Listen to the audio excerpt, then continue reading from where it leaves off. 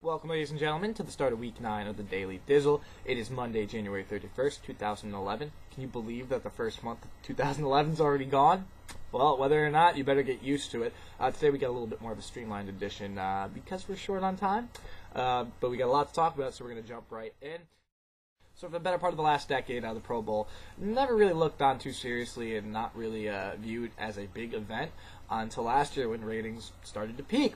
So this year, another blowout of a game. NFC led 42-0 late in the second quarter, ended up winning the game, even though the AFC ended up coming back a little bit. The NFC were never, ever in jeopardy of losing.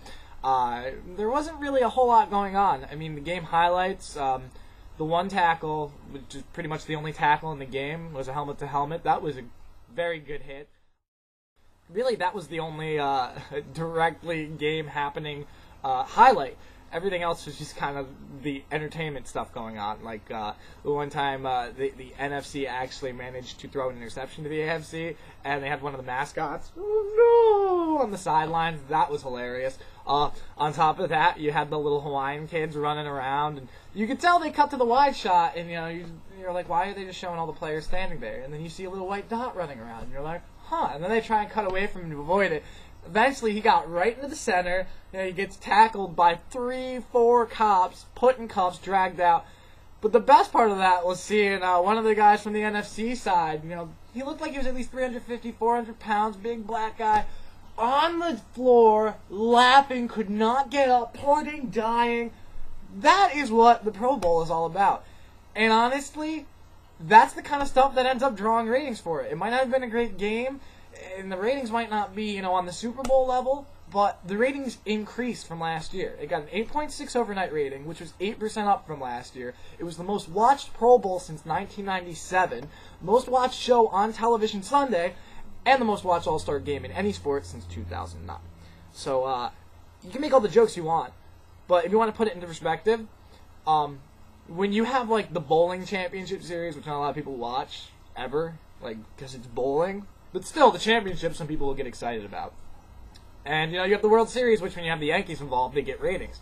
If you have a World Series with last year, people almost don't register that there's a World Series going on. The ratings are so minuscule. So if you want the perspective on it, the Pro Bowl nearly gets the same ratings as BCS games, so bowling championships, which, considering that's the peak of it, that's pretty good. And it gets the same ratings as World Series matchups like the shitty ones that we saw this last year. So I guess they're really going to keep the Pro Bowl going.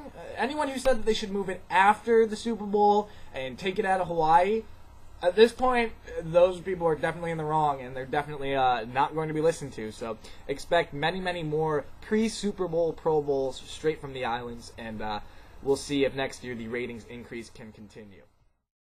So, of course, now that the Pro Bowl is behind us, now it's time to get excited about the Super Bowl. We're less than a week away. Packers are taking on the Steelers. Could end up very well being one of the greatest Super Bowls of all time. You've got the Steelers, who have established themselves as a Super Bowl dominating team, having made many, many trips. You have the Packers, who, when they're in the right state of mind, you can't stop them. And right now it almost seems like Aaron Rodgers leading the team with all the young guns that they have. It's almost like the perfect storm of conditions that they had when they had Favre win it for them years back, my first Super Bowl that I really remember. That's why I'm a Packers fan, and that's why I'm hoping lightning will strike twice. But, of course, we won't know for sure for the next week. We do know last night they did interview both quarterbacks, though. They had Raplesberger on one side. They had Rodgers on the other. And, of course, Big Ben looked like his good old rapey-time self. The best was Aaron Rodgers, though. He kept giving the looks like, who is that guy? He wanted to just be like, ugh. But instead he just fucking poked fun at him, and Rapey didn't even know it because he was too busy thinking about who he's going to go after next after he wins the Super Bowl. So now to finish off today's show, let's jump into the latest news and rumors. Die Hard 5. Seems like there's a lot of talk about it every so often. Bruce Willis likes to keep trying to stir up interest. No different than what he did for, close to a decade between Die Hard with a Vengeance and Live Free or Die Hard. It ended up paying off and kind of revitalizing the franchise. Right now, there's speculation that they might have another relative of Hans Gruber, Alan Rickman from the original, the badass bad guy. They might have another family member come in and try and take him out, which is something that they've done before, obviously with Die Hard with a Vengeance. And right now, apparently the working title is Die Hard 24/7. So I guess that works, though. Maybe they could have waited until the 7th one. Or maybe they don't anticipate Bruce Willis making it to a 7th. Meanwhile, the Weinstein Company, let's cover some news about them. They like doing sequels. They like making money the easiest ways possible. That is why they have confirmed that Scary Movie 5 is happening. They haven't said if Anna Faris is coming back or if any of the other members of the last couple that they've done are coming, but you can expect it to be pretty much the crowd of actors that you see in, like, Date Movie and Epic Movie and Vampire Suck and all those shitty ones. So I'm not holding out much hope. Though there is one thing I will hold out hope for, and that is people and respecting the reputations and legacies that they're trying to leave. We're saying this because obviously we told you about the Weinsteins trying to cut down their Oscar-nominated The King's Speech to make more money because it's rated R for the fact that it says the word fuck. And news came out about that, and a lot of the cast is upset.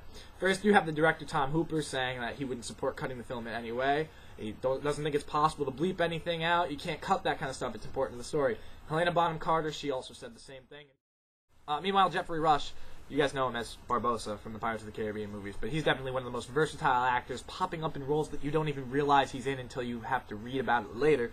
But he is also against it as well, his exact quote. If you cut it, then you're going to cut one of the key thrills of the film. I just think it's a shame considering that it's all in the context of therapeutic play. It's almost like a tongue twister. It's gobbledygook. But it's not aggressive. It's not offensive. It's not harmful. He says if they're going to try and cut it down to even a PG-13, that they should just bleep it. But a lot of the cast, as we said, they're standing against the Weinsteins' very, very penny-pinching ways. Good to see someone finally standing up to them about it. Though you can't really expect them to change their ways. You can just expect them to announce Scary Movie 5 and 6 being shot back-to-back as a response to this. So, and now, to end today's Daily Dizzle, we've got two news on awesome franchises. One we've been covering lately a lot, of course, James Bond. Bond 23 is going to be entering production. They're gearing up on it. It was iffy for a while. Obviously, there was a couple-year break between Quantum of Solace before they finally got this going. Now it is up and going, and apparently there is an offer out to Javier Bardem, fresh off of his Oscar nomination, to portray the villain in it. However, there is no guarantee that Bardem will play the Bond villain as perfect as he would be as a Bond villain, only because Ron Howard, Epic Movie producer responsible for The Dilemma and from Happy Days, he offered Bardem the lead role in the Dark Tower adaptation of the Stephen King series, which is one of the most anticipated and ambitious projects that Hollywood has ever seen. Since everyone thought it was unadaptable, Ron Howard has come up with a way, and they're going to be spinning it as movies and TV series. They're going to find ways to have every element and make sure that it finds its way into the visual entertainment media from the written word. So it'll be very interesting to see how all that plays out. Either way, though, Bardem has a very, very good next movie coming out. So we can't say either way for sure which one it is, but it's going to be good whichever one he picks. And meanwhile, other big franchise news, Superman. Henry Cavill is Superman. You probably don't know who he is unless you've seen Stardust. That's really the big credit to his name, though he was also on The Tudors, but he hasn't really been in too much. That's kind of what they were going for the new Superman franchise. Zack Snyder, who directed The Watchmen and 300, he's taking over as director. Christopher Nolan was producing it. He had the story idea with his go-to writer from the Batman movies, David S. Goyer, So they did achieve what they were going for, getting an unknown who hadn't been in too many things before. Though it's kind of surprising some of the other contenders that he actually beat out. Among them were Matthew Bomber. If anyone has seen White Collar, he plays the ex-con. That would have been awesome. I guess people probably wouldn't have been able to get used to seeing an ex-con playing Superman, but it would have been awesome. On top of that, you also had Armie Hammer. He was in The Social Network. He played the twins.